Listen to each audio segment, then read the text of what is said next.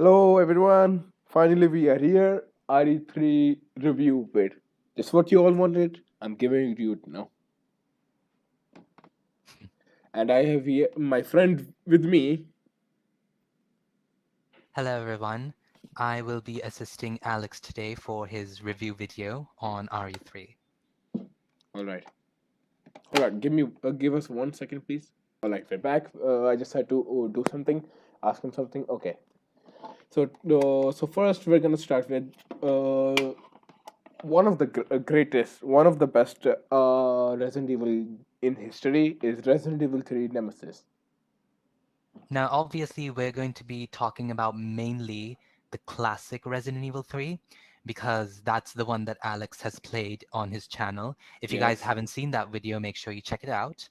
And other than that, we will talk about a little bit about the remake, but at the end when we're going to be Yes. comparing it to the classic. Overall, this video is going to be about Alex's opinion and how he felt about the classic Resident Evil 3 that he played on his channel. Yes. So, shall So, we start? Alex, yes, let's start off. So, Alex, it's been a really long time since you've played Resident Evil 3 Classic. Like, it's been Yes, it almost has been. an year, I would say, Yes, probably a year. right? I think it's Yes, been a year. So, overall, considering that it's been a year and you've played a lot of other Resident Evils as well, so you've played, you started off with Resident Evil 7, I believe. That was your yes. first Resident Evil. First was And 7, then it And was just so Revelations 1. the audience knows that the 7 was actually his blind playthrough and he played it offline. He does not have that walkthrough on his channel. Yes. Other than So that, even if I make a walkthrough, it won't be like as a blind, so it won't be as fun. exactly. So the first Resident Evil he played was 7, and then he actually watched me playing Revelations 2, which spiked his interest even more in the Resident Evil series. Just an episode, like not the entire game, Yes, just a not little the bit. whole playthrough, just one episode. And that actually made him play Resident Evil Revelations 1, which is also in his channel, so you can go check that out. Okay. And he had a really blasted time playing Revelations 1. So, Alex, tell me, in one sentence, how would you describe your experience with Resident Evil 7 and then switching from Resident Evil 7 to Resident Evil Revelations 1? Okay. Resident Evil 7. Okay. Even though I seen the difference between them. Even though both of their stories are completely different, Resident Evil 7 had its own ups and downs, and Revelations 1 has its own ups and downs. I'll just All right. describe like that. Okay. And by the That's way, great to know. let's just go to RE3 review because this is an RE3 Oh, original well, review. definitely. Don't worry about that. We'll soon be getting to it one by one, step by step. The reason why I'm saying this is because because the thing that Revelations 1 has in common with RE3 is that the main character of both of the games are Jill Valentine. Yes. And Revelations 1 was your introduction to Jill Valentine. Yes. Very true. So before we start going into depth of the gameplay of RE3, let's talk a little bit about Jill here. So, how do you feel about the character? What is your opinion about Jill? Okay. My opinion about Jill is that like is one of those characters which are just like perfect for the story. Hmm. She has his own like horror moments or own I good think you moments. meant she has her own. I think you accidentally meant his. Oh, apologize for that. Apologies. Uh, she has her own like moments, like good moments, bad moments. The time she almost died. To the time she's a badass as well. Like I would say Hmm. she's like a perfect character. And correct me if I'm wrong, but is Jill one of your favorite characters and not Yes, just Resident Evil, but she like the is. whole video She's franchise? number one on the list. Like my most favorite character. All right, Lady Dimitrescu is disappointed. Man, screw her. Anyways, There's a guy in the comment of still course. fought with me. but we're gonna leave that. If you want to see it, just go to my All right, but that's a story for another time, yeah, so that's another don't worry time. about that. Okay, So let's continue. Jill is your favorite number one character, right? Yes. And how do you feel about Carlos Okay, Carlos. in Resident Evil 3? Overall, you don't. We will go more in depth when we talk about Resident Evil 3, but right now I just want like a overall review on Carlos. I would say Carlos is an okay character. There are some times which An are okay character. like yes, like average for me.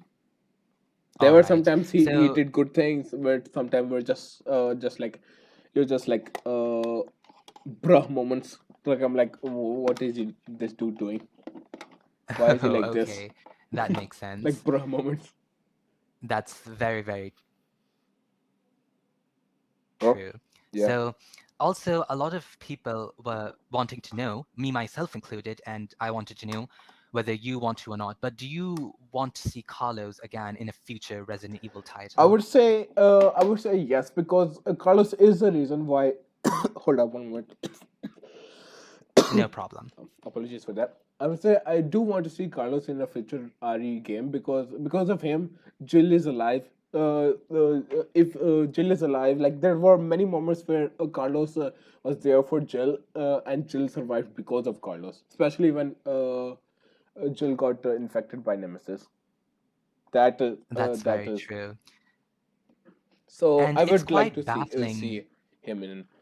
Uh, Definitely. It's quite baffling to see how a lot of great characters they are in the Resident Evil franchise that only appeared once in the yeah, game and then they completely disappeared off. And like, for like there's example, I would Carlos, say like Carlos from Carlos is an RE3, example. Shava from RE5. Exactly. And even I would say, go ahead and say Moira from Revelations 2. Yeah, Moira would curse a lot, but she was still like, Steve. she had a nice character Yes, she development still had a to nice it. character. So there are so many potential for missed characters that are in the Resident Evil franchise that really don't come back in the recent Resident Evil titles, and instead we now have like Ethan and Mia and like a Yeah. whole new character. So what do you think about that? Do you would return, or are you happy with completely new characters like Ethan or Mia? Okay. Here's my opinion. Like sometimes when they're like different characters, then you can just start judging them, and sometimes it's not good that they're new characters because they're basically it's like you're just throwing away the old characters, like you don't even care about them. Like I want to see the old characters returning in the future RE games. Like I want to see them. That's very I true. do I do care about the new characters as well, but I mostly want to see the old characters because they are OGs. They have like I would say a better character than compared to the new ones. I definitely would agree. So now let's talk about a little more in depth into the game itself, Resident Evil 3. So how was your initial thoughts? So when you first started playing Resident Evil 3, Okay, at like the first, very first part, how did it feel okay. At first, seeing a really old yeah. At first, I wasn't that much like like in 1999 game? 19. Okay, at first, I wasn't that much interested because it was 1980 game. The graphics wasn't that good at all, and the control was just whack. But I would honestly say So like for its time, the graphics were yeah, pretty not for top its time, notch. it was amazing. But now for the current time, like the modern time, it's not that great. If Of I'm being course, it honest. makes sense, but it's still Yeah, bearable, I yeah. would say. It's still bearable.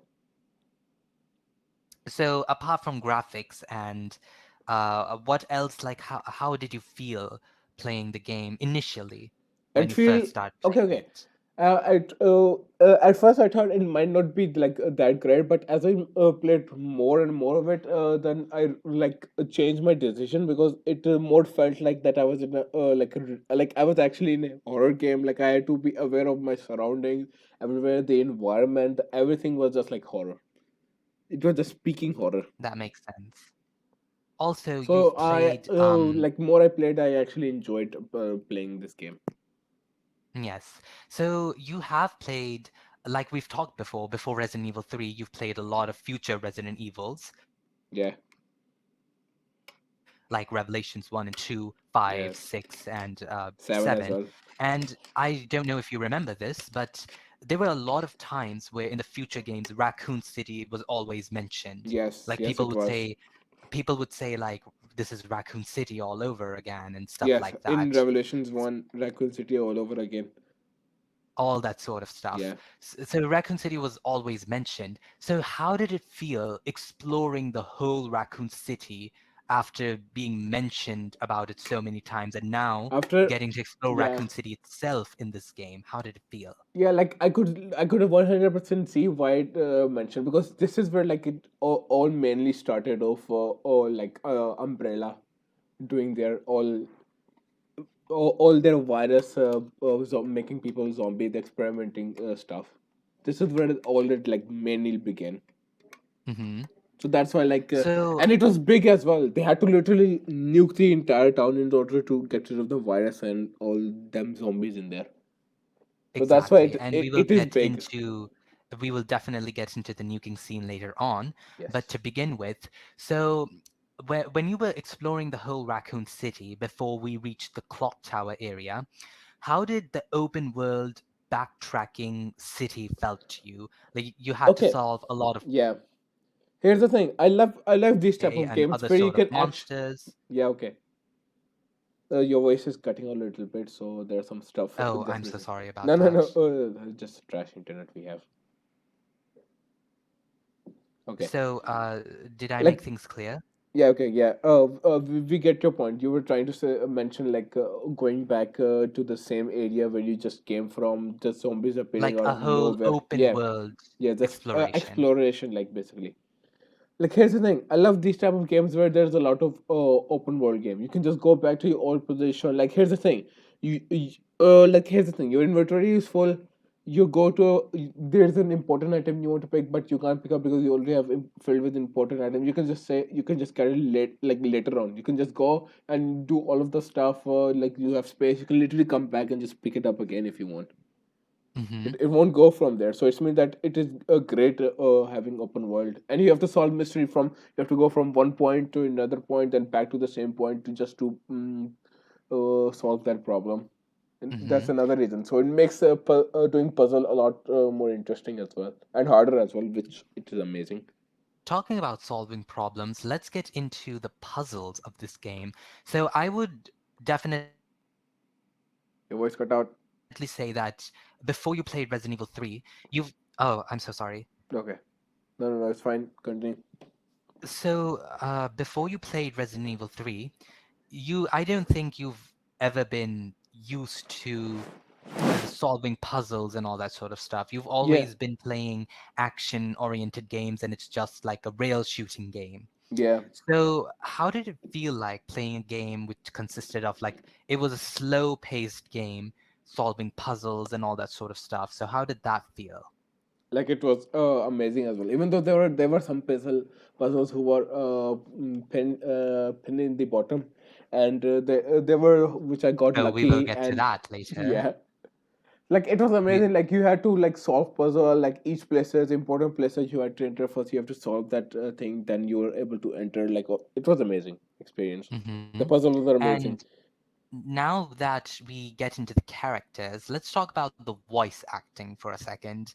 If you would compare Resident Evil 1 to the voice acting of Resident Evil 3, how would you think? I would say it's million times better because in RE1 voice act, like the original game, that's just cringe voice acting. Like, honestly, it's the most one of the most cringiest heard things I've heard. Like, what is that acting? You call that acting? This is a complete Exactly. joke. Exactly. Like I feel like in RE3 the characters actually had proper emotions and they would deliver the lines really gratefully. Yeah. Whereas in Resident Evil 1, I'm always like, what is going on Yeah, here? same. Like, here's the thing, like the Jill character in there, like, it's just cause she's just confused at all. Like, what is happening? Like, for example, before she got squashed, saved by Barry, she was just casually just standing there like nothing is happening. And the acting, voice That's acting very at that true. part was just cringe. Like honestly, the That's entire game's very true. voice acting is just cringe. And I never No, want to hear that again. Like honestly, that's very true. Like in Resident Evil 3, Jill really does sound like the Jill that we are yeah. used to, the Jill we know. While in Like, RE1, just doesn't sound like it at all. Like not at exactly. all.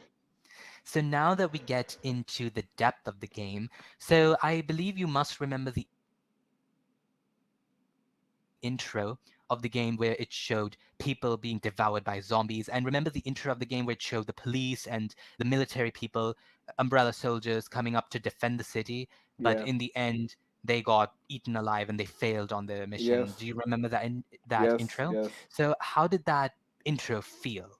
That okay. The intro. Okay. When I first saw that intro, that actually made me hyped. Like more interested to see all of those people defending, then getting eaten alive. Like it basically increased my interest more. Mm-hmm. All right. That's great to know. And can we talk about tank controls? How did the controls of the game feel to you? Absolutely terrible. Okay, like absolutely terrible for this modern time. For the current time, is just horrible. The control is just like whack. But if I were to be playing at 1999 when the first game came out, then it would have been makes a lot of sense that the controls would be like that.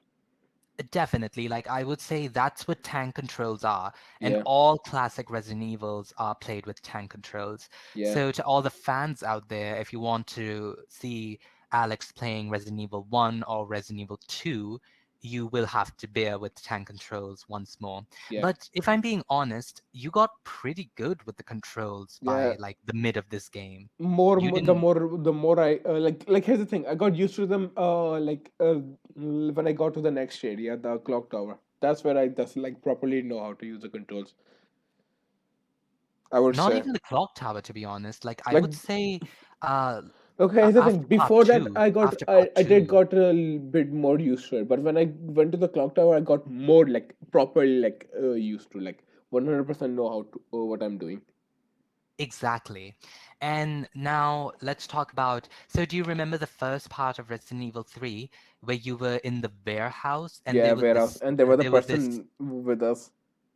yes, and Jill was like, "We have to get out of here Yeah, but the person is like, because there's no no, I don't rescue want if to we die. stay I'm here." just gonna And survive that man alone. was really like unstable. Yeah, Yes, exactly. And then he locks himself inside in the a back of a truck. container.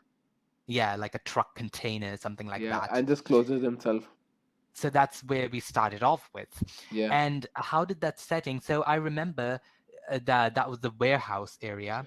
So the warehouse was kind of like a practice area for you. That's where you yeah. learned all about the Like every controls. single key is what do what. So I probably know how to move, like everything. Exactly. And can we just talk about the gunpowder combinations? Oh That my was god. pretty clever as well. Yeah, that was really clever. You had to use your brain in what ammo you want for what thing. A fun fact, Resident Evil 3 was actually the very first Resident Evil that introduced the gunpowder system, That the classic Resi 3. epic then. And other than that, how did the save room theme feel? Like the song. Yes, the safe room. Yeah, okay, here's the thing. The song actually like made me feel like I'm in a safe area. Like it's just calm, just nice to hear, and just you while you just make yourself like relax yourself after just fighting so much, just stressing out, then you can just relax yourself in the room, not worrying about anything while the music also plays. That's exactly very true. And now, can we talk about the streets of Raccoon City? So, how did the Raccoon City, playing through Raccoon City, feel like when you saw the city being very like there were Ghost Town. pieces of ghost town and there were zombies everywhere. You saw cars on fire. There were a lot of broken glasses everywhere. How did the environment of the roads Yeah, okay. and The environment, feel like, to you? here's the thing. Like in a horror game, I require like there are requirements for being a horror game. Like, oh, you're in a like a completely abandoned area, everything is just destroyed, chaos everywhere. Like it had every element of that. it was a ghost town. There were monsters around. Everything was broken, fire. Like it was complete chaos. Like it was a perfect like environment for a horror game. Hmm. I would say. And I would also say that Jill had her what do I say, like her signature weapon, like Jill's standard, the handgun Yeah, the handgun, that she started off with was her signature samurai edge. samurai edge. Her samurai edge I remember that in she started off one of with. my walkthrough, I just got it completely wrong of what is what. We don't have to go into that now, Yeah, do we? yeah. Let us not go on through that. But fun fact, Resident Evil 3 was also the very first Resident Evil that introduced the iconic samurai edge weapon. So Oh, it started off with Jill. And actually, here's a little backstory that I don't know if you know this, but you might be a little interested in knowing. So basically, Jill's samurai edge, she took it, as you know, that was her standard weapon in yeah, RE3. So she took it with her when she escaped Raccoon City. yeah, And after Jill escaped Raccoon City and joined the BSAA, right? yeah, Do you remember the computer geek from Revelations 1? yeah. So basically, Jill actually gave her samurai edge to that computer geek, and he kind of modified it for her and made it even better. So if you actually play Revelations 1, you'll see that Jill, there's actually an extra samurai edge weapon for Jill in the box. That extra samurai edge weapon is the modified gun that the computer geek gave to Jill, if that Yeah. makes any sense. And Like fun I did. fact, Like here's the thing. When I was going through that revelation, I saw the other gun. When I compared to like the gun I had, it was like a lot better as well.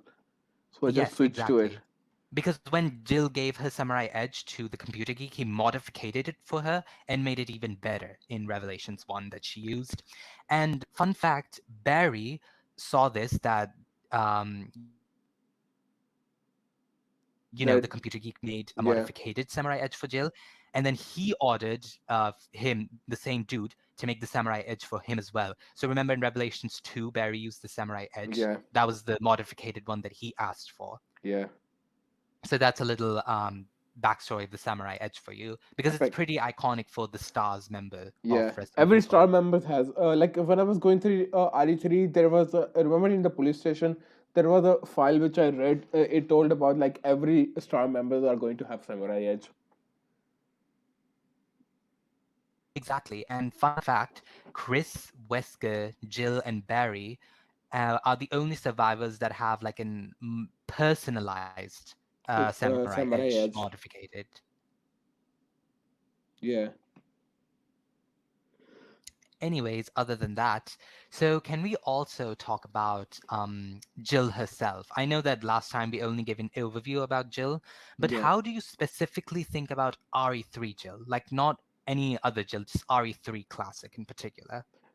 Okay, like here's the thing, like in many other like okay, in if you say specifically this one also is like just like the other Jyoti as well. Like she over here just cares about every single person around her.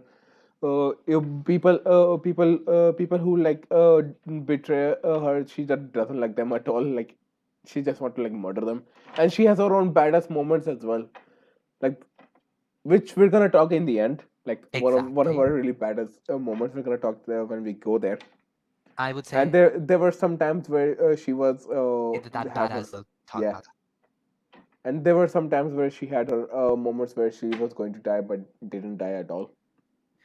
Oh, definitely. And there's one thing that I wanted to ask. So when Resident Evil Like here's 3 the thing. remake, Like here's the thing.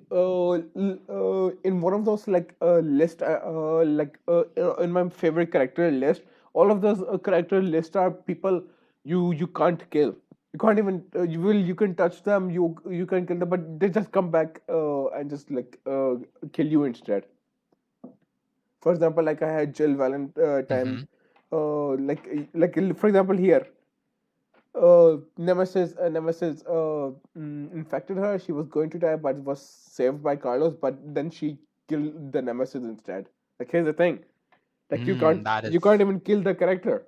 And then Like, in my second favorite, I had Captain Price. Like the amount of times he escaped death so many times. Like people who played Modern Warfare 2, you'll know what I'm talking about. And then there's Sergeant Words. definitely. People who has played Black Ops, Sergeant Words, he can also never die. Like in Black Ops 2, when we went to rescue Words, he was almost like on that, but still didn't die. Like people who played Black Ops 1 and 2, you'll know what I'm talking about. Hmm.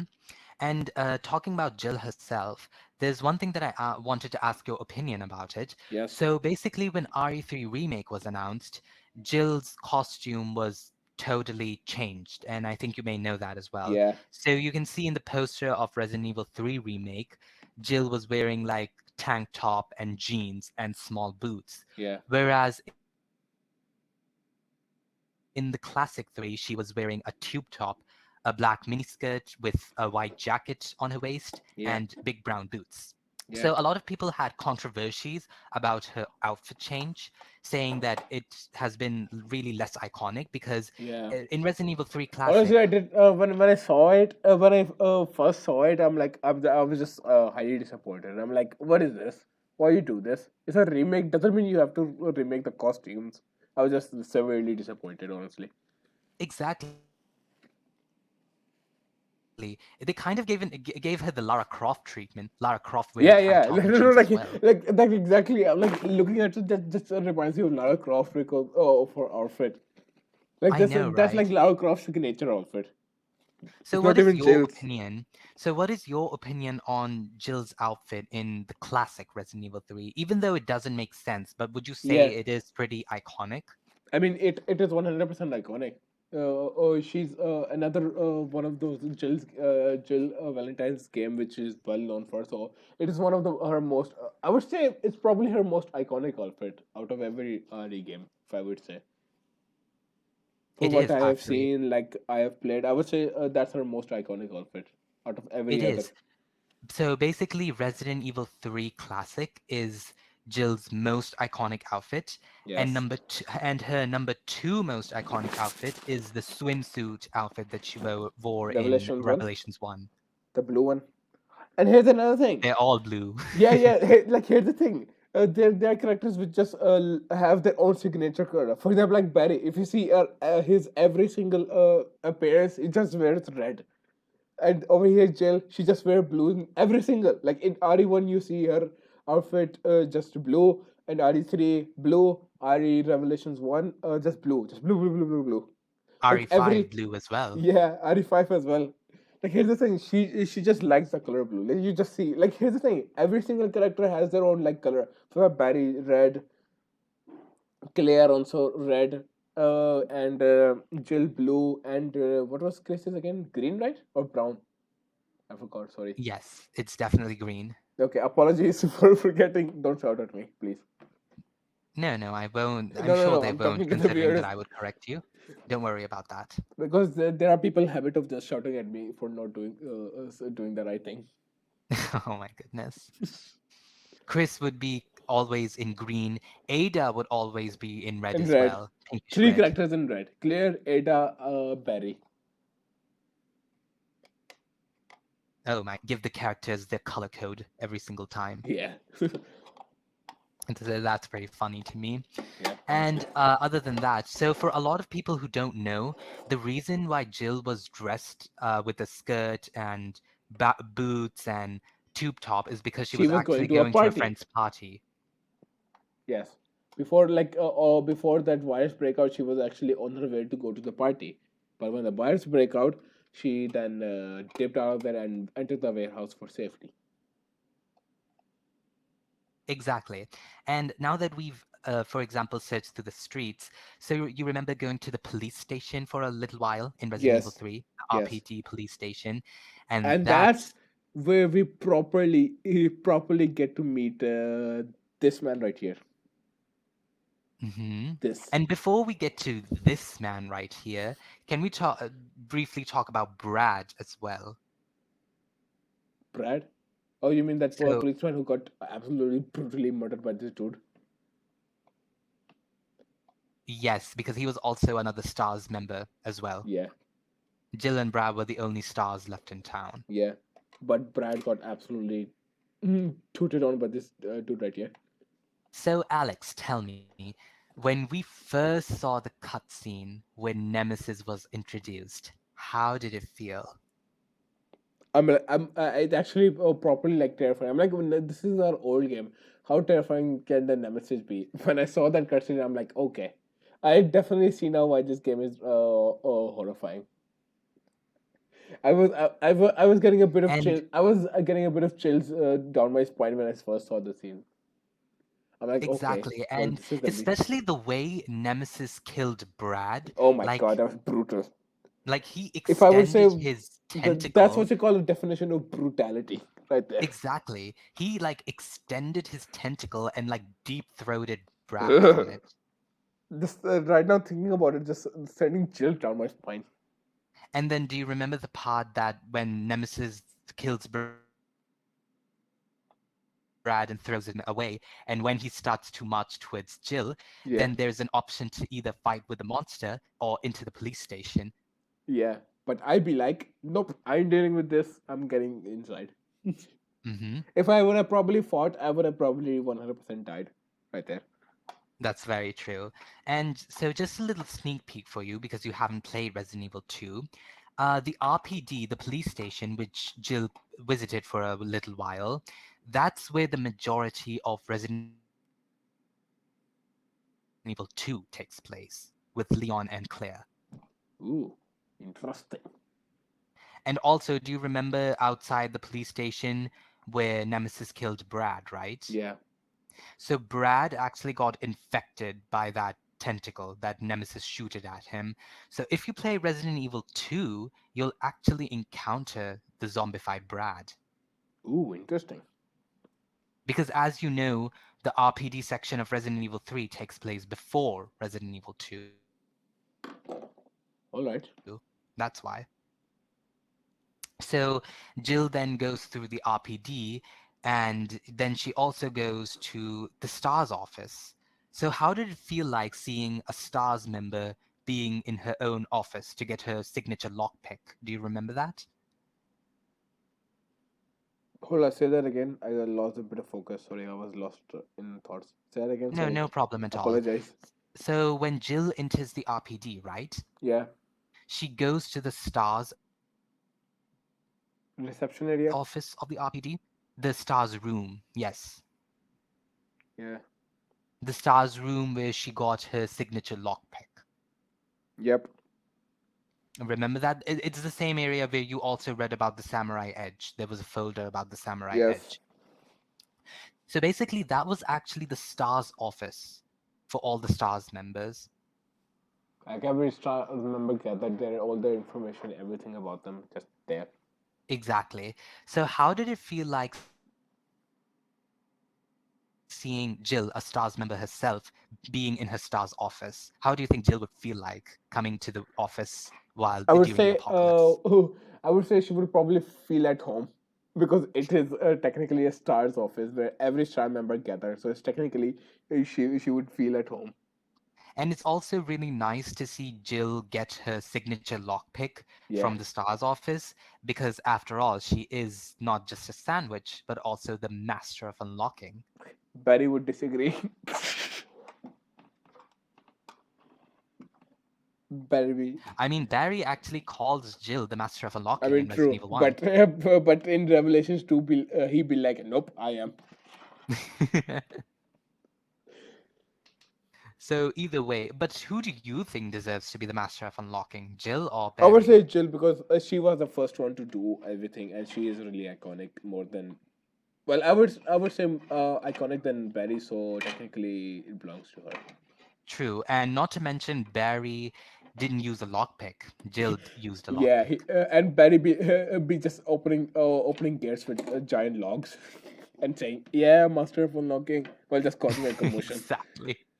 and zombies just Exactly. be coming after you. That's pretty funny. Yeah. And then can we talk about when you were leaving the RPD and the iconic Oh my God, please no. window Oh smash my from God. Nemesis? that just, oh my god. After that, I was just like terrified of that dude, like even more. I was already terrified from that cutscene, but when I was going down the stairs really slowly, I just turned around, like made a U-turn. He just jumped out of the window. That just scared the hell out of me. I just like just run inside the safe room so that I could just get away from this dude and just relax for a bit, because that just scared the hell out of me. Like first, I need to relax before I face the dude again. I Like definitely holy hell! agree.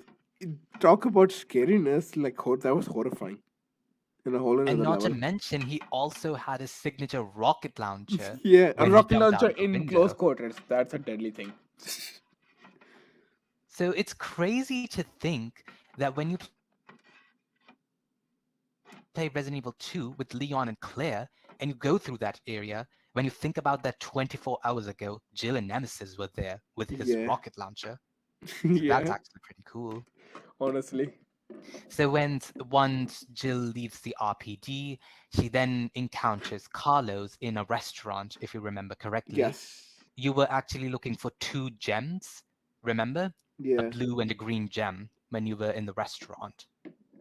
yes. Honestly, So, the restaurant part was a bit confusing.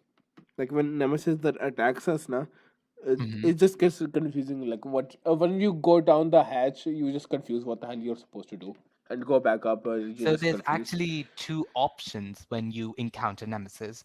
There's either an option to go into the hatch, or there's an option to hide inside the kitchen. Obviously, you chose the hatch, so who knows what the kitchen option would have been when Yeah, you had to I hide would inside probably the kitchen. probably would have died. Honestly, Well, you never know until because you he did he replay did it he did again. smash the kitchen. hmm So that's why I would say I probably would have died right there. And also, the kitchen was your introduction to Carlos. Yes. So, going a little more in depth to Carlos, why do you think he's just an okay character, like Okay, above okay. average? Like here's the thing. There were some moments of like Carlos were just like, why are you doing this even? I know you're supposed. Okay, here's the thing. When we first meet him, he was like acting a really scary guy. Like here's the thing. You're bloody trained for this type of stuff. Why you getting scared? Like, bruh, you're not even bloody stars member. So what you're getting afraid of then? This giant dude right here is after staff member, and you're part of Umbrella, the company who created this giant dude. hmm Like I'm like so confused. I'm like why? Like Exactly. no, like just But speechless. later on, we Like just then like I find said, out bruh moment. that. However, in Carlos' defense, I will say that later on we find out that Carlos, like, they were just hired mercenaries. They weren't really involved with the company. Yeah, that's why here's the thing. Okay, the reasons he's an okay character, like the downside is he was just absolutely scary cat. Like he was part of Umbrella, like just like I told, part of Umbrella who created this stuff. Not even stars. And okay, another the upside, like the reason I made it okay. Okay, if these things would have not happened, I would have made him not good character because of these events. Like he saved Jill's life multiple times, helped her as well. hmm So that's why he's an okay character for me. All right. If And since if here's the we're thing, if he wasn't scary cat in the beginning, like the kitchen area, I would have made him a good character. But all right. but because of that scariness, I have made him an okay character. And since we're on the topic of talking about Jill and Carlos, I think a lot of fans also want to know, do you ship Jill with Chris, or is there anyone else that you ship Jill with? Okay. Okay, before playing RE3, I was first shipping Chris with Jill, because I've seen a lot of like how close they were, all of those events, everything. But when I played RE3, like and saw the moment they almost came sort of that, then I'm like, I was rethinking my decision. Should I make them with Chris, all of that kind of stuff, or should I make it with Carlos? So that in the end, I finally made a decision. I would say Carlos would be the best choice. Mm-hmm. So I would say, because personally, I would ship Jill with Carlos, and I think Mm. Chris has a better relationship with Sheva Yes. than Jill. Yeah. When I played RE5, I'm like, look, they're having a lot better relationship here. Like I had a little bit thoughts over there, but not fully. But when I played RE3, I'm like, okay, it's better off with Jill with Carlos and Chris with Sheva would be a lot better. Mm-hmm. Now, I know that personally that you think Jill with Carlos and Chris with Sheva, but personally, I would ship Chris with Piers more than Sheva. Excuse me, he ain't gay, bro. I Actually, know. Piers is bisexual. I don't think you know that. Piers is bisexual. I mean, Pierce says, but what about bloody Chris here? I mean, I don't know. The way they played in Resident Evil 6, like, they just has Yeah, yeah. No, no. they have such a I nice can totally relationship. like see that happening, but I would say that Chris is not gay. Like, in your eyes, Chris is not gay. Yeah, he ain't gay, bro. So you're more into Chris and Sheva than Chris and Yes. Piers. But what if I had to say, just a little wink wink to the fans here, what if it was Chris and Piers or Chris and Jessica to ship with? Chris with Jessica. Nah, mate. Never. If I would have seen that, I'm like, I'm done with Resident Evil. Just get out of here. I don't want to see both of their ugly faces again. Ever. Fuck you, That Chris. would be pretty funny. Fuck you, Jessica. Sorry for cursing. I would have been And that. I would have been that. hmm I'm and then like, later on, no way in hell I'm putting Chris with Jessica. Jessica can go die in a hole, honestly. well, Deepest pits of hell. we'll definitely see about that once we talk about Revelations 1 review, maybe in the future. Let us know Maybe if you not. want to in the comments.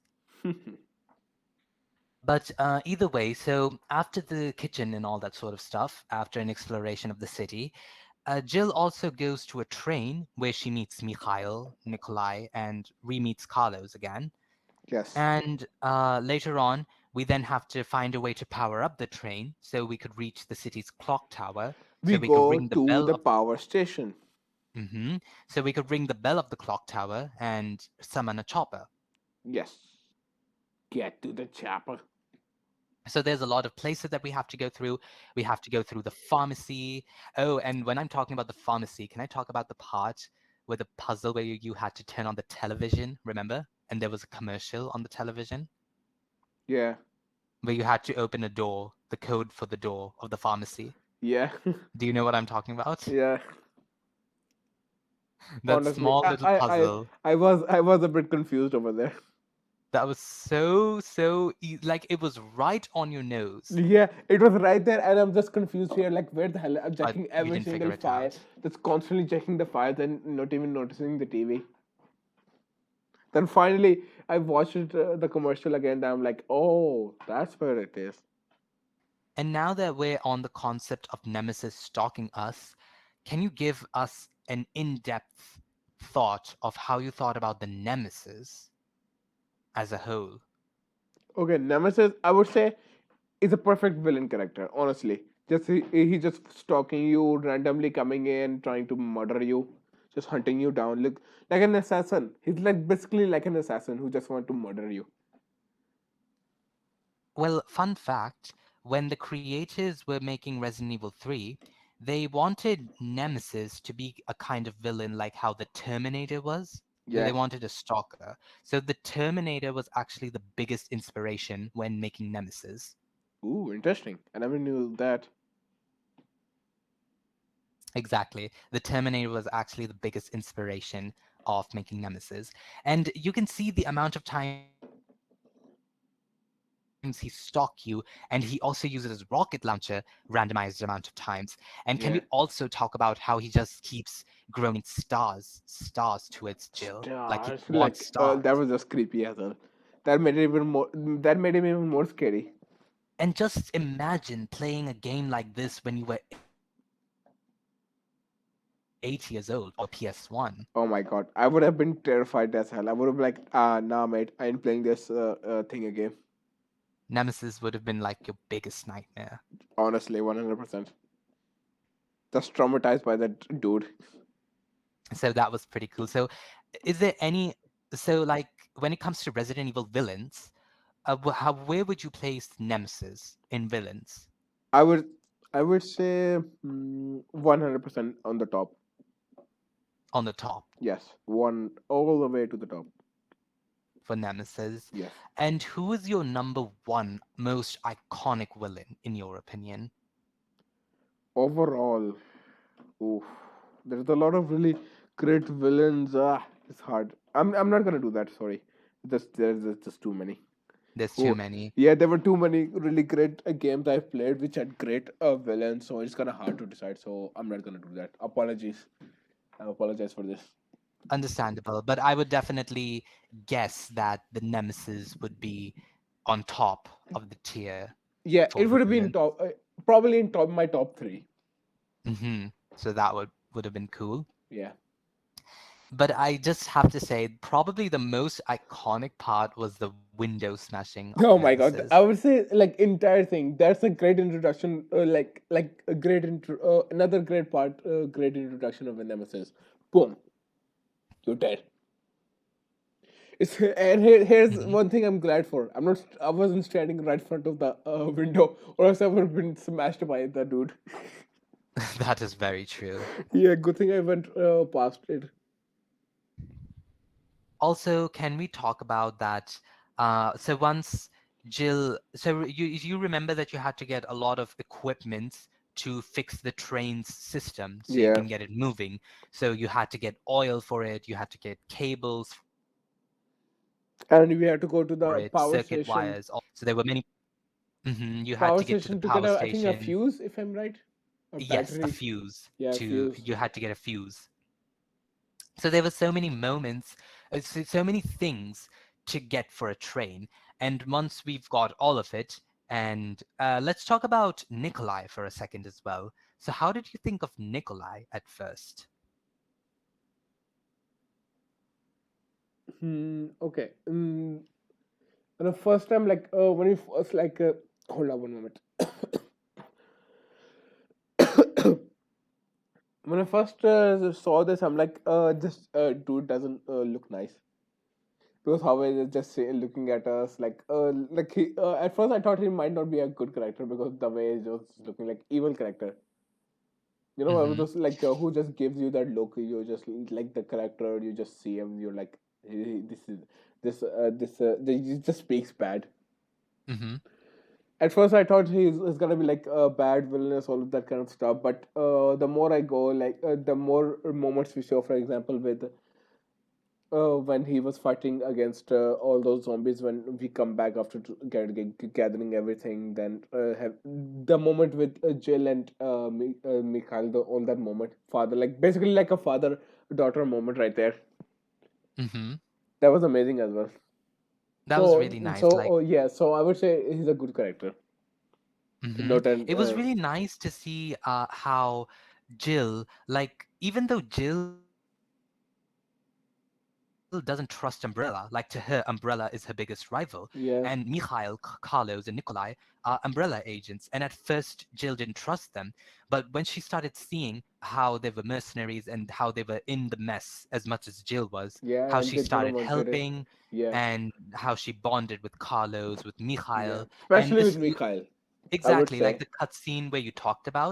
Yeah, Um, and Mikhail was shooting zombies and all, and then Jill came to his aid, took him back to the train, and just told him to rest. yeah. That was a And great moment. One of a another one father-daughter of bond between them. Jill's greatest moments right there. Definitely. And then later on, once we got the train moving, like I would say what really ends like the conclusion for Mikhail, like at first when Jill, like when he bonded with Jill, right? With a father-daughter Yeah, relationship. And once Nemesis invaded the train, when it started moving, and and then of course, a Mikhail, villain when you have a great moment with someone, great relation, great bond. The villain just comes and just ruins it all. There's a classic horror type. Exactly.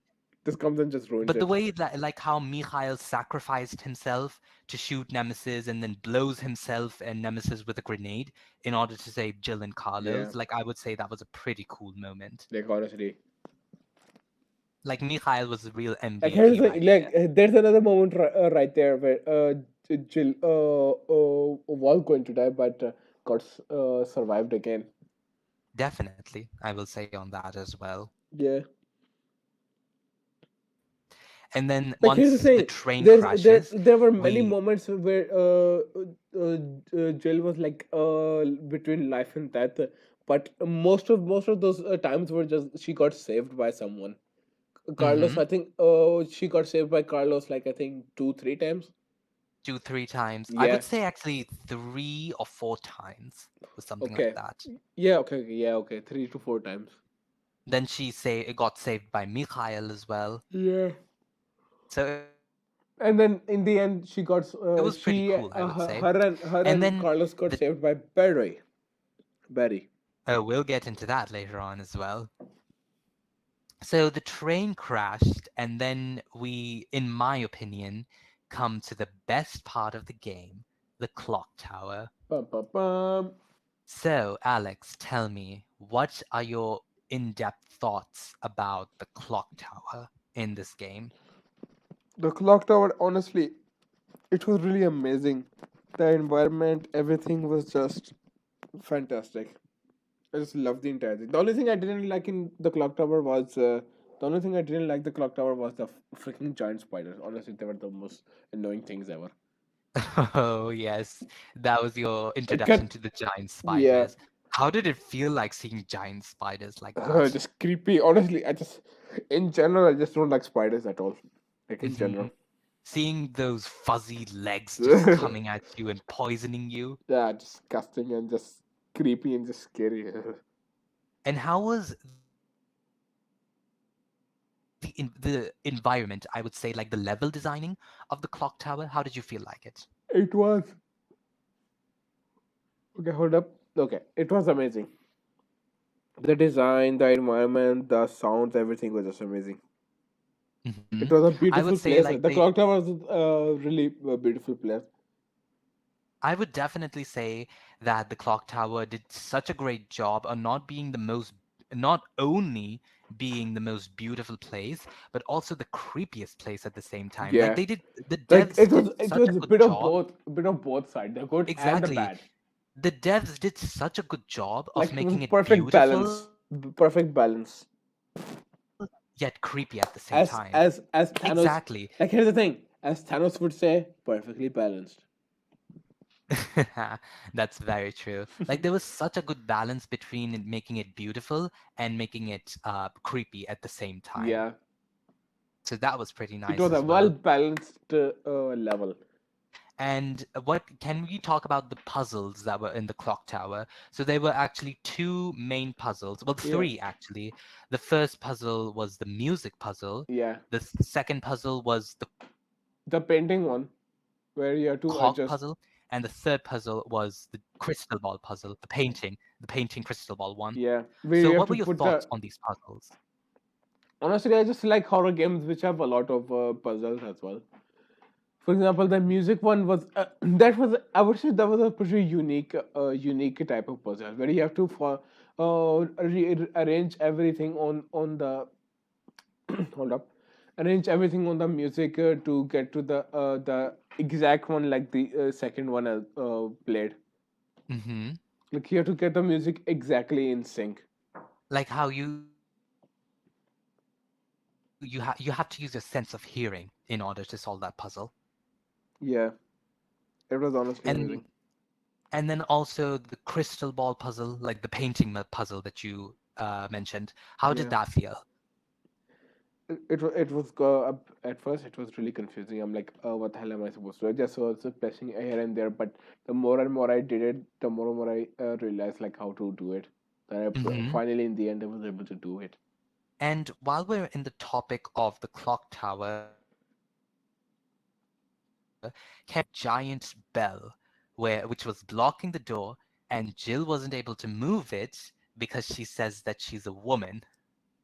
That I just did not like at all. I'm like, that is just sexist right there. I'm like, okay, this is not right at all. Why you do this?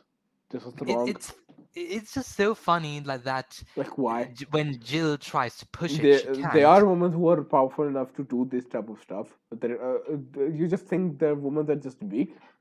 Exactly. Like, Pathetic creatures. These Capcoms are. I don't know whether this is in the Japanese culture. I'm not sure about this. But the I way mean, Jill pushes the bell, most of the Japanese girl you see are mostly thin and just like sticky-looking figures. So, apologies for that. Like I meant it as a joke. I don't actually mean it that. I just meant it as a joke.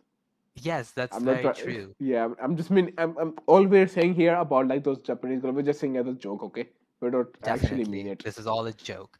And can we talk about like when Jill tries to push the bell, but she can't, Yeah, and then honestly, that she was says, the message was wrong. Just completely and wrong. exactly. But what makes this even like more wrong is that she can't move it, and then Because she she's says, a "I can't woman. move this with women's strength." And then Yeah. later on, Later on, you go when as she's Carlos. infected and you play as Yeah, Carlos, Carlos then examines it. Yes. and just moves it like it's nothing. Yeah, he moves it like it's nothing, Yeah. and he says that this is a bell. I can move it because I'm a man. Yeah. Like Okay. what? Honestly, for the purposely trying to bring sexist here. Like, who? Okay, quote unquote brilliant idea was to make this? Like why? Why you do this? Women are not weak. They're strong as well. I don't know. Like Like you're honestly, I don't telling want to me talk that about this anymore. Like, let's just leave yes, this. like let's not talk about Yeah, this. Like honestly, I this is don't like. just super confusing to me. I don't Like, understand. why? Like, there's a lot of question. Why? Why? Like honestly, why you do this? Whose Exactly. brilliant idea was this? This is just wrong. And then do you remember when Nemesis showed up at the clock tower and there was a choice where you electrocuted him? Yeah, or just run towards the door. Mm-hmm. And you electrocuted him, so that was pretty funny. Yeah, honestly, I'm like, I like. Here's the thing: when there's a villain, you can't even kill, and you get opportunity to hurt him a lot. You just take the opportunity, just mess with the dude. But I think that made him a bit more angry because we technically did electrocute him.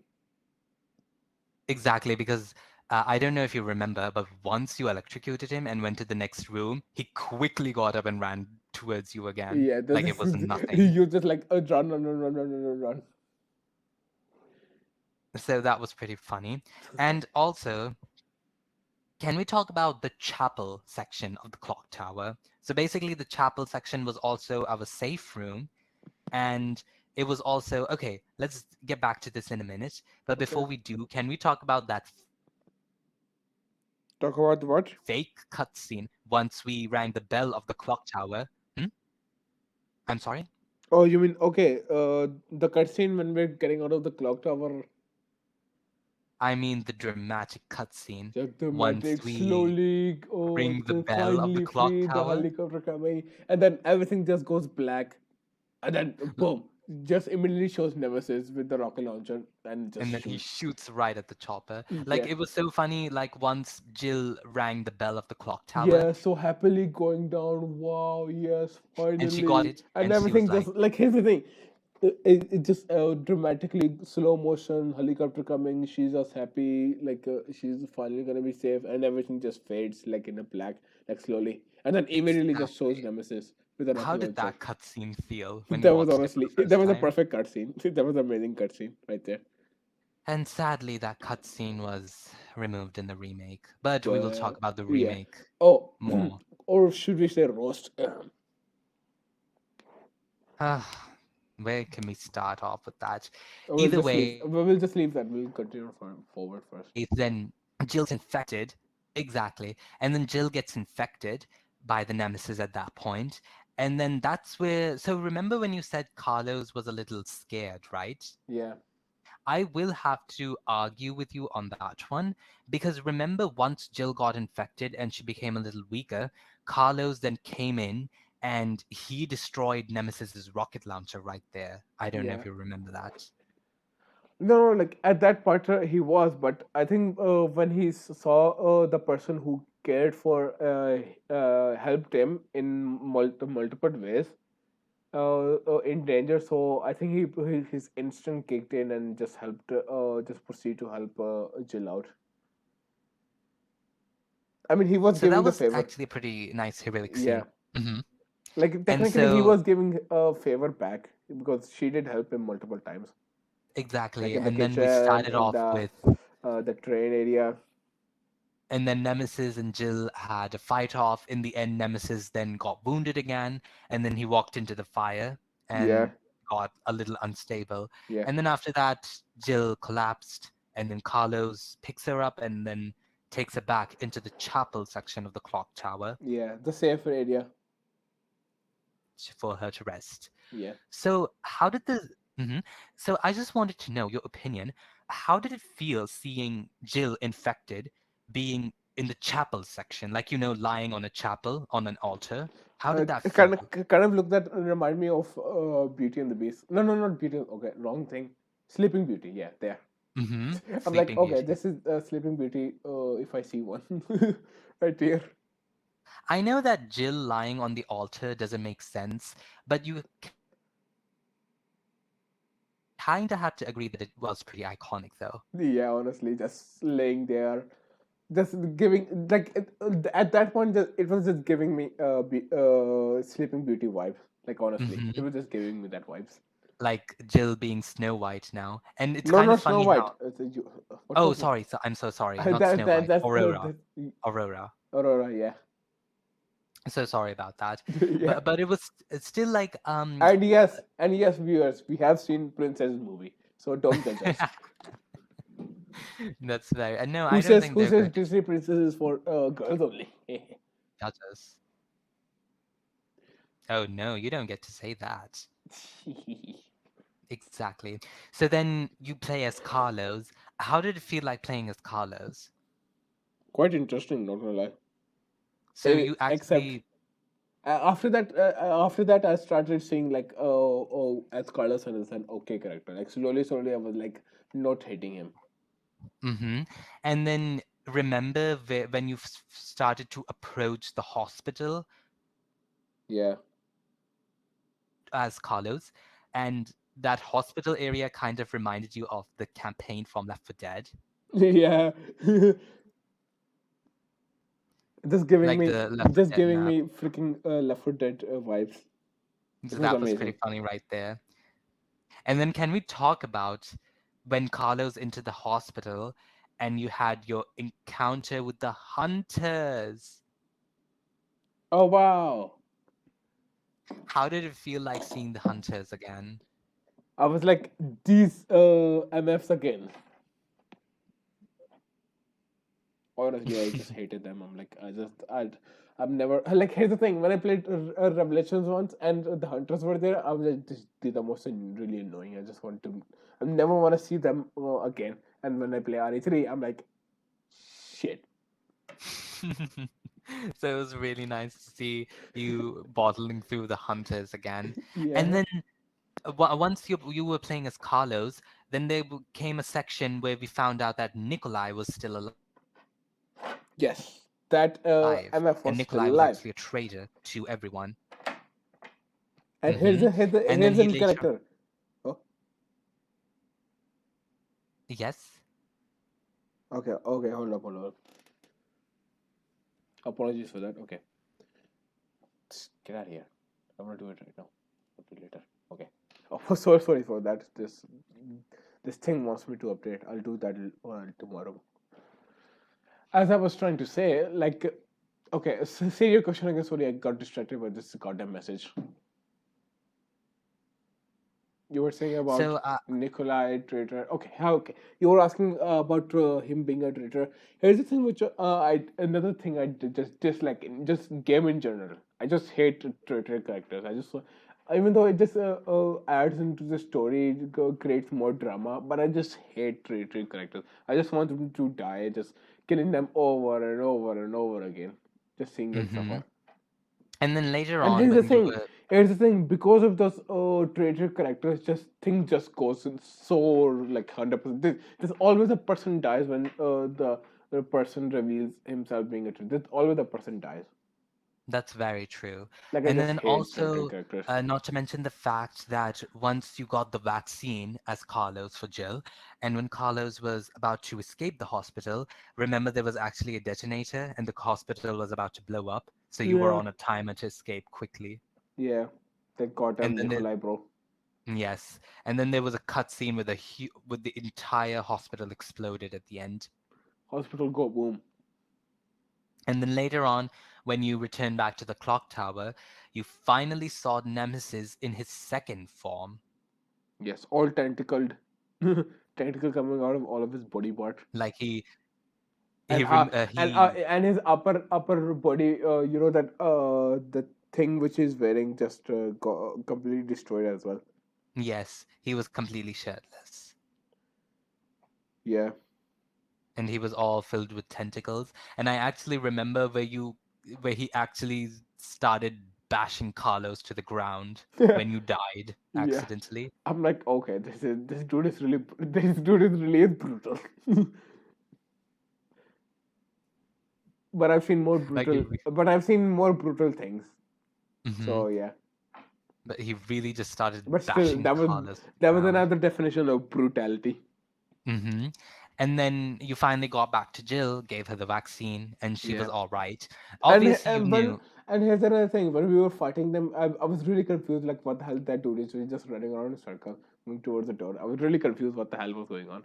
But So then basically, later on, you told me that Nemesis' main goal was try to go to jail, and we had to stop him from going to her. Sorry. exactly, because obviously his target members are stars, not Yeah. Umbrella soldiers, right? And Carlos isn't in stars; Not he's just Umbrella only soldiers. target our stars, and he just brutally bashed our head like we're some sort of star member, and he's want to murder us. Well, I guess because the reason why he bashed I was in Carlos. his way. I was in his way. Exactly. The reason why he bashed Carlos was, you started shooting him and all, and you were in the Yeah. way.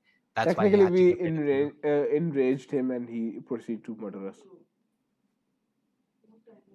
hmm But I have to say though, like, don't you agree to the fact that even though you're playing as Carlos, Nemesis still tries to go to the room where Jill lies. So this is actually like a really nice detail, Yeah. especially for 1999. Like that's such a cool detail over Yeah. there. Honestly, it is.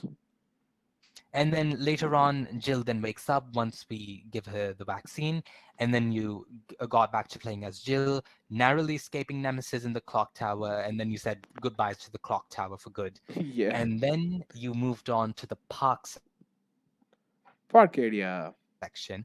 So how did the park section feel? It was honestly decent. It was decent. It was decent. The Yes. level designing, like Yes. I would say the level designing, the trees, the Yeah. Tree. benches, Everything. Yeah. the small pool, that was really nice. Yes. Yes, it was. And that pool puzzle. Can we talk about the water fountain puzzle? Like if you guys have seen his video, in fact, we're not going to talk about it. To the fans, if you don't know what happened during the water puzzle, go to the video and find it out yourselves. Yeah. Honestly, you'll know. Because you just have to see what happened. Oh my goodness. Yeah. Honestly.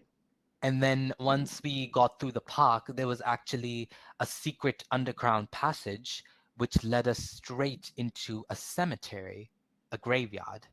It did. And do you remember seeing zombies coming out of their graves in the graveyard? I mean, that would make sense.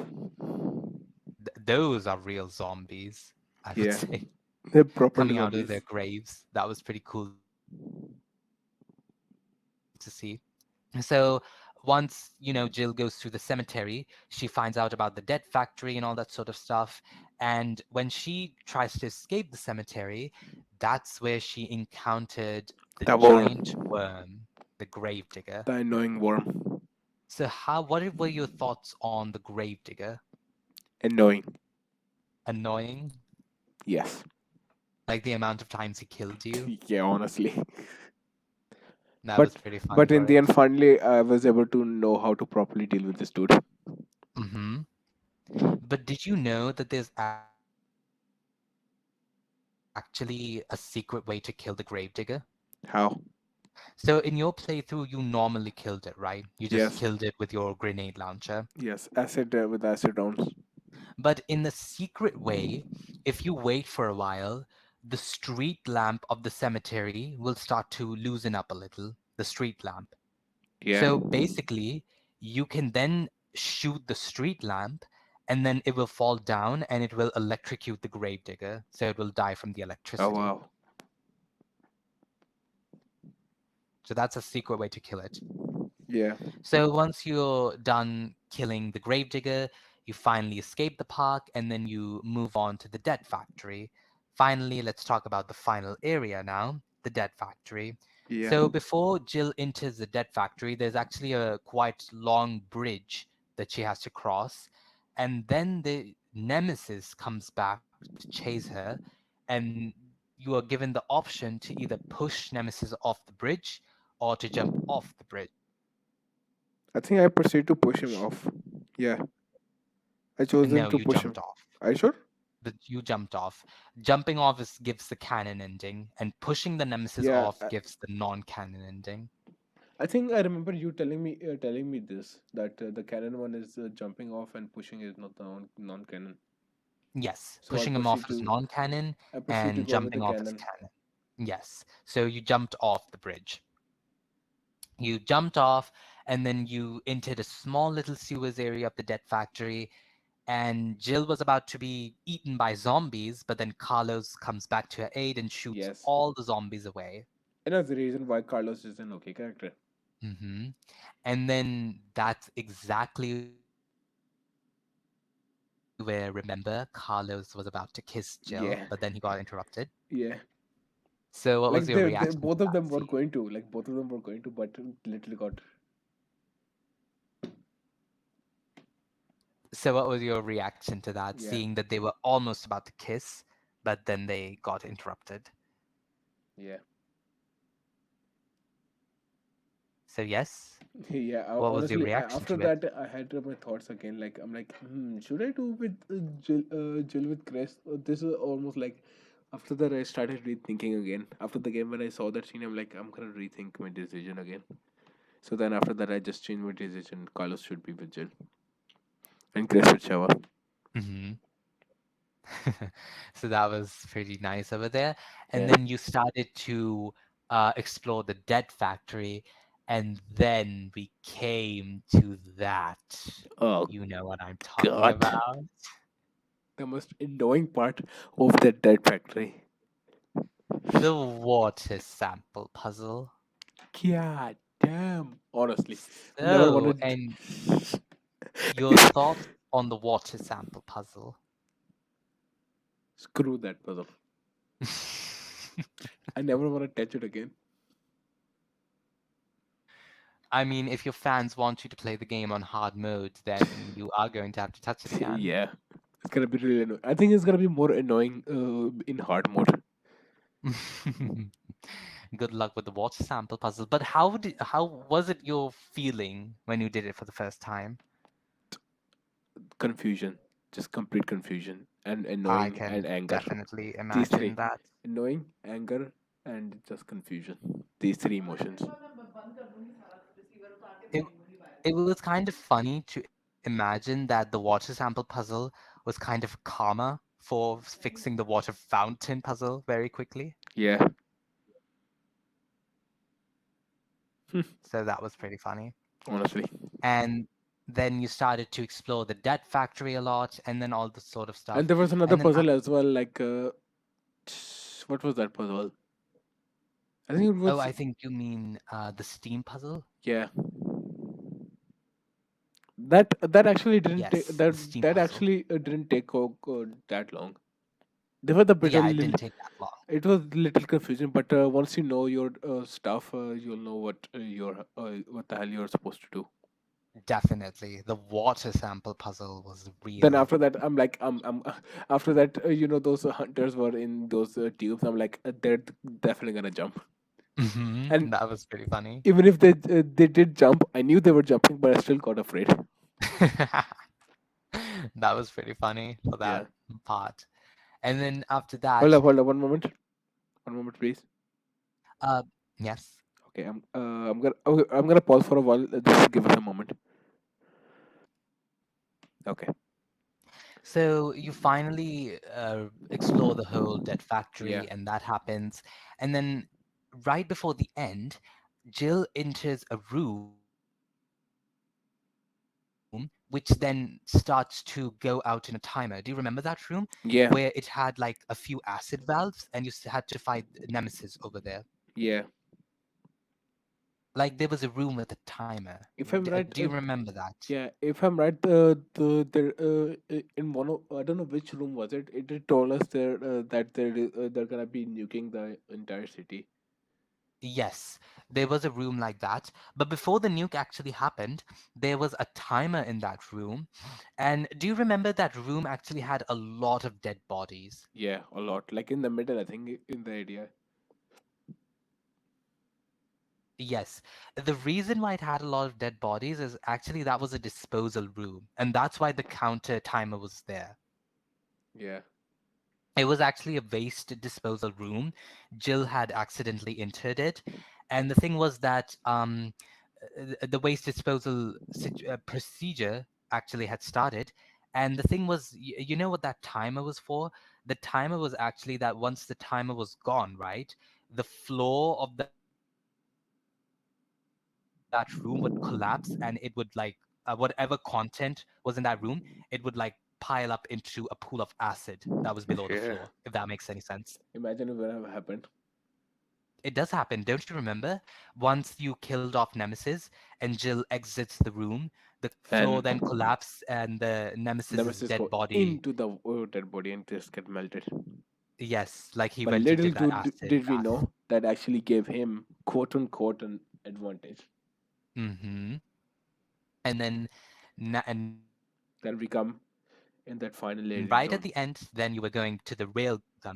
And let me Okay, at first I thought the railgun is gonna be not that big, but once I saw it, I'm like, holy hell, that's a huge gun. well, that's actually funny because the railgun is actually like that in real life. Oh wow, really? Yes, that's how Yeah. railguns are in real life. Damn. Like, do you know the one in Resident Evil 3 remake, the one with where Jill Jill was holds, able to right? pick it up like it was nothing. That was completely fictional. The Yeah, one in the honestly, that was original fake. is how railguns are in real life. That's how railguns are in real life, like I said. Damn, bro. So basically, the city was about to get nuked, and you And we were had to on a fight timer, Nemesis. and then Nemesis, like the blob stated Nemesis, came out The right at the slimy, end. like giant one. Hmm. Now, what was your opinion on the final boss? With the you had to push in three Yeah. batteries, and It you had was to really activate the stressful. rail gun. Yeah, You yeah, had to no. activate Here's the thing. It was really stressful because the batteries the weren't rail even gun and all moving. that sort of stuff. How was the final fight? It was really stressful. It was really That was stressful. because you were having problems with the controls. Yeah, I'm like, move you damn thing. I was so confused with that.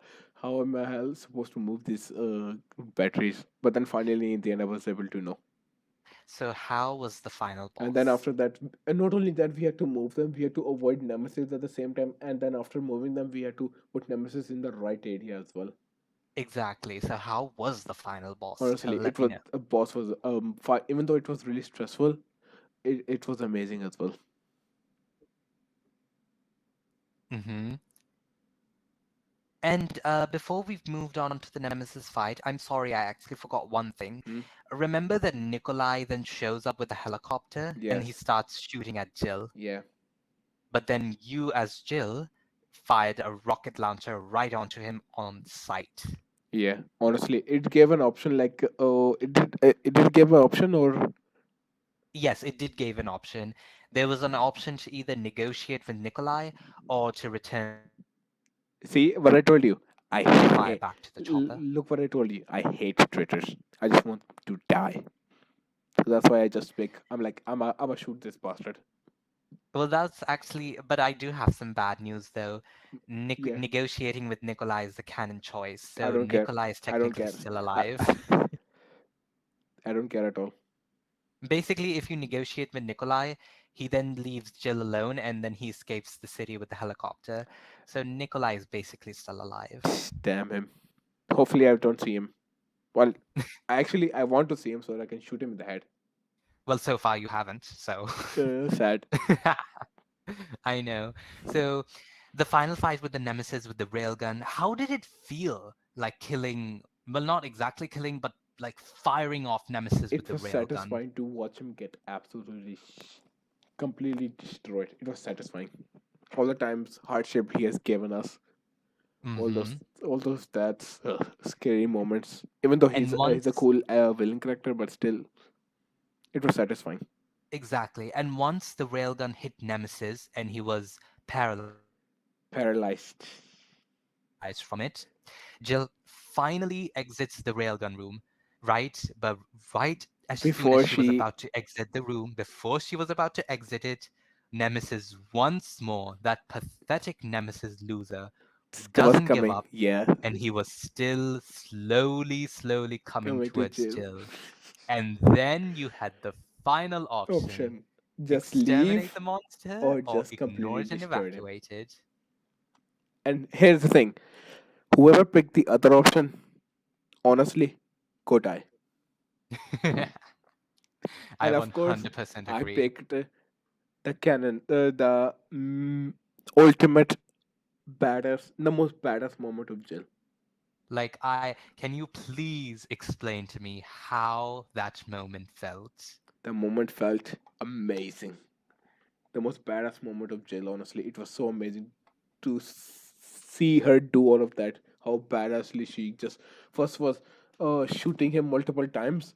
Then before shooting him one final time, she was like, "You want stars? I'll give you stars, right?" Yes. And then proceeds to completely just kill him, and then run Like, out of there. just imagine that from the start of the game, there is a huge monster running at you, screaming stars every single time, running towards you, saying stars, stars, Yeah, and then right at the end, when you're about to kill it, you you want say, "You stars? want stars? I'll I'll give you give you stars. stars." Oh, that was amazing. The satisfaction, the badassness. Oh, it was amazing. And that's why Jill is my most favorite character in the Resident Evil series. Yes, it is. Ha, ha, ha. And then once you've finally finished off Nemesis, then you take an elevator.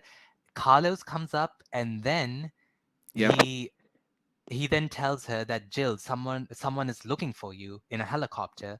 And then Jill gets confused, saying that who could be possibly be looking for me right And then now? when we go outside, we get the chopper and we see the man himself, Barry Barry. Burton. Bum, So bum, bum. how was your reaction to seeing Barry picking Jill and Carlos up? I'm like, it was amazing. It I was mean, amazing to see they Barry have again. been held through together, so I would make sense that he would be helping her out. It was really nice to see Barry Yes, Burton again, to epic. see saving Jill and Carlos from it. And then, can we talk about once you fly away from the helicopter, the nuking scene, the way they nuked Raccoon City at Yeah, the end? I'm like, goodbye, hellhole. Like, how was that explosion scene of Raccoon City? How did that explosion nuke felt? Another thing, and same thing, satisfying. Really satisfying. Yeah, finally go Like, out of this hellhole. This, would ugh. you say that the CGI film for that nuking scene, like, was it ahead of its time for 1999? I would say, I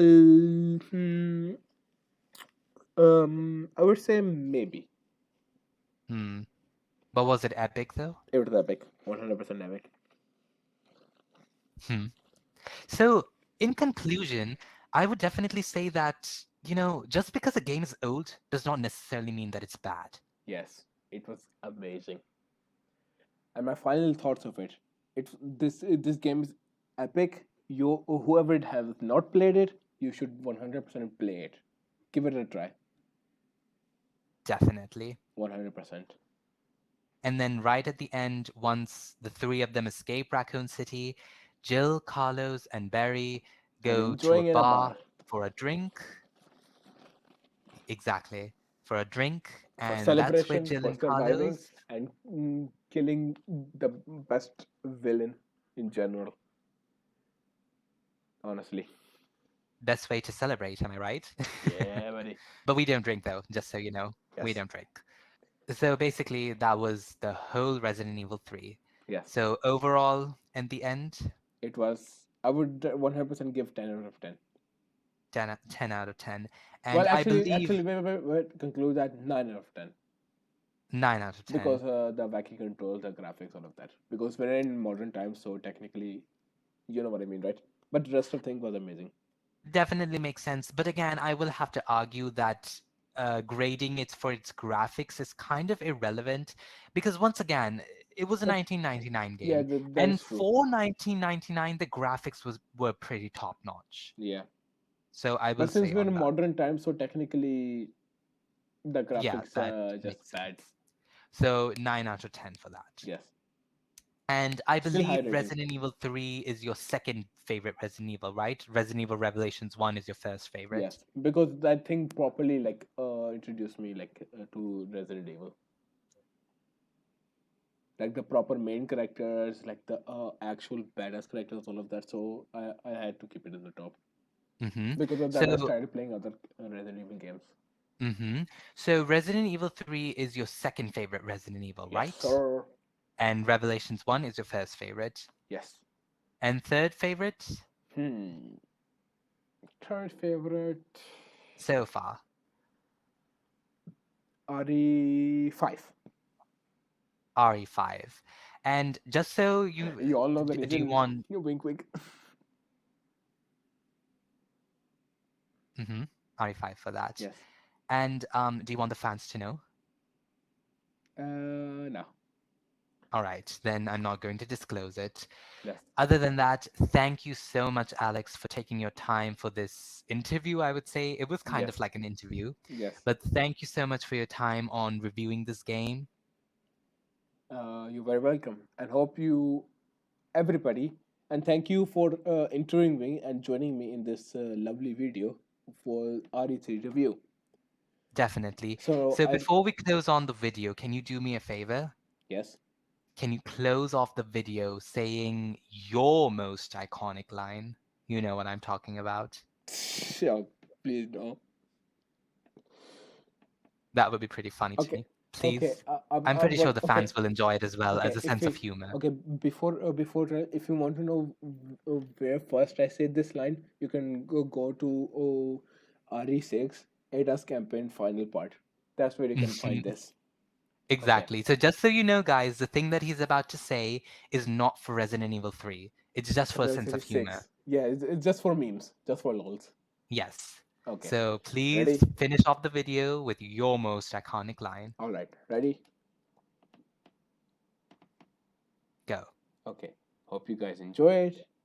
If you don't, I don't care. Bye.